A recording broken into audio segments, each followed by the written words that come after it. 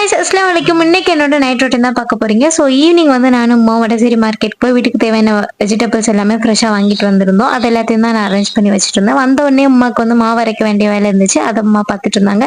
So chicken இருந்துச்சு. அப்போ chicken கிரேவியும் வச்சு ஒரட்டி தான் பண்ணலாம்னு சொல்லிட்டு ஒரு சைடு அது நடந்துட்டு இருந்துச்சு.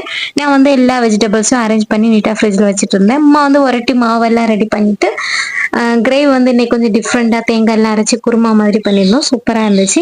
ஸோ அதெல்லாம் பண்ணிட்டு அந்த மாவெல்லாம் ரெடி பண்ணி ரவுண்ட் பிடிச்செல்லாம் வச்சிருந்தாங்க. நான் அதை வந்து ப்ரெஸ் பண்ணி ஒரு சுட்டு எடுத்துட்டு இருந்தேன். ஸோ இப்படி தான் ஆளுக்கு ஒரு வேலையாக பிரித்து எடுத்து பண்ணிட்டு இருந்தோம். அம்மா கவுண்டர் டாப்லாம் க்ளீன் பண்ணதுக்கப்புறமா அப்படி எல்லாம் ரெடி ஆக்கிட்டு சாப்பிட போயாச்சு. நான் வந்து எனக்கு பிடிச்ச விஜய் சித்து வ்ளாக்ஸ் பார்த்துட்டு அப்படி டின்னரை கம்ப்ளீட் பண்ணிட்டு இருந்தோம். ஸோ இன்னைக்கு வந்து ஒரட்டி வந்து ரொம்ப சூப்பராக இருந்துச்சு. ஏன்னா தேங்காயெல்லாம் நிறைய போட்டு சிக்கன் குறியும் அடிப்பள்ளியாக இருந்துச்சு. கண்டிப்பாக ஒரு நாள் வீடியோ போடுறேன் இன்ஷா அல்லாஹ். ஸோ அப்படியே அம்மா கட்டன் போட்டுட்டு இருந்தாங்களா, அதையும் குடிச்சு சூப்பராக எங்கள் டின்னரை ஃபினிஷ் பண்ணியாச்சு. டாடா பை பை, see you.